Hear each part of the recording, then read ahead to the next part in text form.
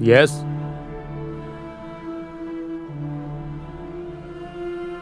कौन सा सीबीआई? कहाँ का सीबीआई? सीबीआई और रेम्बो ये सब पिक्चरों में ही अच्छा लगता है, समझे? कमिश्नर करता जैसे इंटेलिजेंस ऑफिसर्स पुलिस फोर्स में बहुत कम हैं, क्या समझे? इस केस में कोई फॉरेन ताकत इंटरफेयर करने की कोई जरूरत नहीं है। सर, होम मिनिस्टर यहाँ आए हैं। यहाँ क्यों आए हैं? उन्होंने कुर्सी संभालने से पहले नादेशन के मर्डर को पकड़ने का वादा किया था।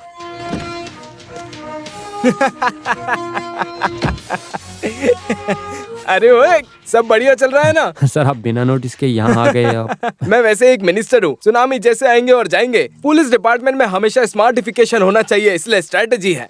स्ट्रेटेजी बोल रहे हैं? यस यस, वही बोलने आया था मैं। सर अंदर बैठेंगे? अरे व्हाई नॉट, मुझे अपने से छोटा या बड़ा ऐसा कुछ भी नहीं है, कहीं भी बैठ जाएंगे। तू बैठेगा? चलो। आपने बताया होता तो मैं वहीं आ जाता। Okay. By the way, case investigation के बीच तुम मार खा के रिहाब वगैरह गए थे, सुना है मैंने। मैं तो उस वक्त हॉस्पिटल में था। यस, वही मैं बोल रहा हूँ। ये हाई कमांड और साथियों के प्रेशर में मुझे मिनिस्टर बनना पड़ा, लेकिन तुम्हारे जैसे पुलिस वालों को मैं कैसे भूल सकता हूँ? ऐसा कभी नहीं होगा। मैं तुम्हें यहाँ पे बधाई देने आया हूँ। मेरे दोस्त और पूर्व होम मिनिस्टर नादेशन सर के कातिलों को पकड़ने के सिलसिले में आप बहुत आगे तक गए हो, ऐसा डीजीपी ने बताया है मुझे।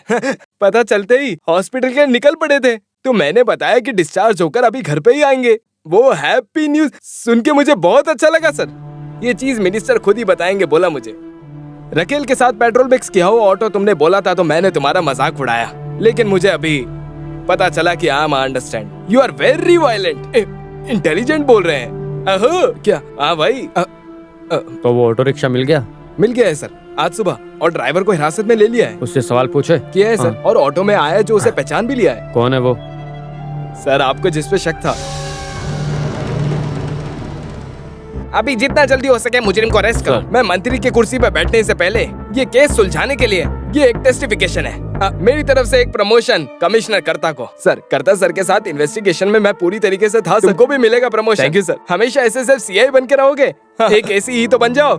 आहू, बोर्ड निकालो रे, अब गाड़ी निकालो। तुम अगर एएसआई बन जाओगे तो मेरे लिए वो बहुत बड़ा सर्टिफिकेशन होगा।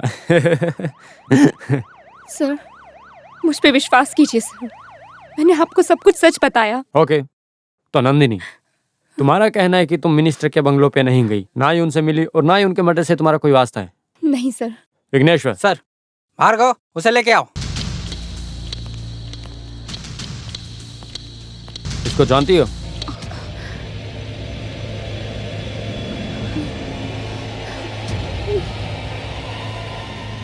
तू इसको जानता है? हाँ जानता हूँ सर। कैसे? हम भी पेपर टीवी सब देखने वाले लोग हैं।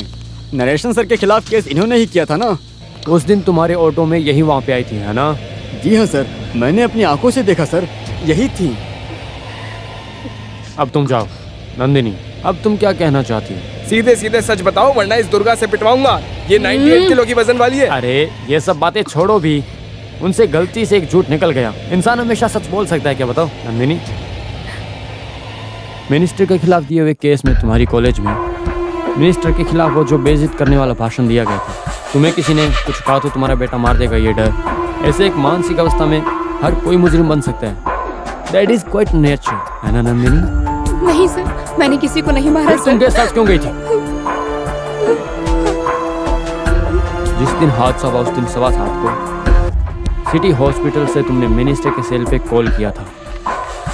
मत करो नंदिनी, झूठ बोलकर ज्यादा देर तक टिक नहीं पाओगी, इसलिए सोचो मत। तुमने मिनिस्टर को क्यों कॉल किया था, बताओ?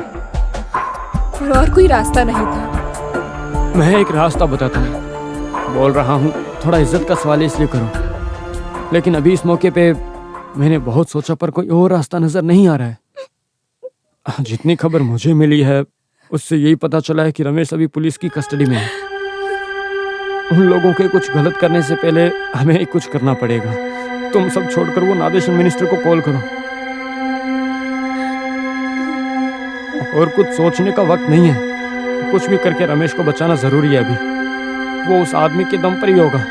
तुम कॉल करो तो उसे।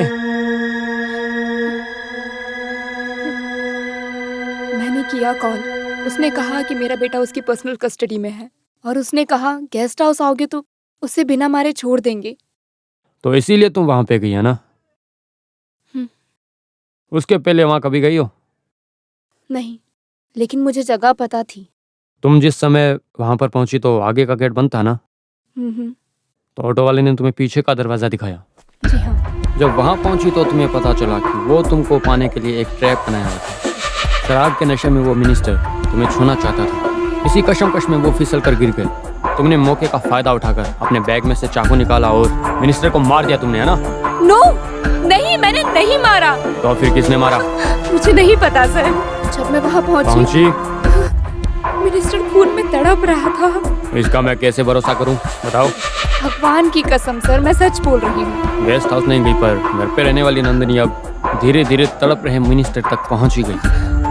तुम मना नहीं कर सकोगी, ऐसे में सबूत पेश करने वाला हूँ। इससे अच्छा कि तुम खुद ही बता दो कि आखिर सच क्या है। अभी के लिए जाओ।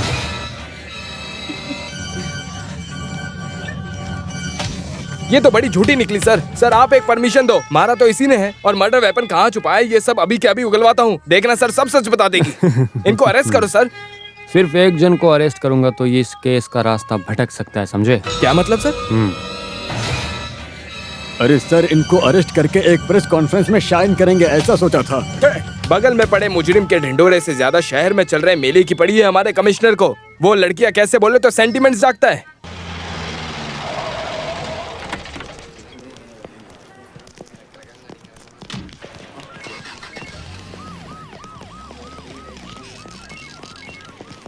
हाँ। सर आप 100 साल जिएंगे। 100 साल की क्या जरूरत है मिस्टर एलेक्स? 100 साल गधा बन के रहने से अच्छा है 6 साल शेर बन के रहूं मैं, समझे एलेक्स? सर अभी आप आएंगे ऐसे बोल के आईजी ने जस्ट पानी पिया। वो कितना पानी पीते हैं जरा मैं भी तो देखूं। और प्रॉब्लम्स क्रिएट किया तो होम मिनिस्टर के पार्टी वाले हैं, देखो मत, सबको धो डालो। हाँ, लेकिन ऐसे बोलोगे तो पब्लिक के चीजों को तोड़ने वालों को ऐसे थोड़ी छोड़ सकते हैं। अरे तुम तो बच गए। तुम्हें नरेशन सर के मर्डर केस से हटाकर उस केस को किसी दूसरे आदमी को देने को बोला है। सर तुम सही तरह से इन्वेस्टिगेट नहीं कर पाए और तुम किसी के इन्फ्लुएंस में आकर इन्वेस्टिगेशन की लाइन चेंज करके तुम मुजरिम को बचाने की कोशिश कर रहे हो, ऐसा बोला गया है। कौन बोला? किसी ने तो डीजीपी के कान भरे हैं। ये गलत इल्जाम है sir. I am confident, I am on the right track. वो सब अभी बोल के कोई फायदा नहीं। अभी तक के सारे रिपोर्ट्स डीवाईएसपी एलेक्स पॉल को सौंपने के लिए कहा गया है। लो। Alex Paul? सर हाँ। मैंने बताया था ना, डिपार्टमेंट की सारी कहानी। सर आपकी ईमानदारी का एक पैसे की भी वैल्यू नहीं है। सर आपका ये हाल है तो मेरा क्या होगा आप सोचिए। रिजाइन करके सोच रहा हूँ कुछ चने बेचने चला जाऊं। चना बेचना उतना कुछ खास बिजनेस नहीं है सर वो बात नहीं है सर। सर आपके अंडर के ऑफिसर को आपका ही केस सौंपना मतलब कुछ तो गड़बड़ है।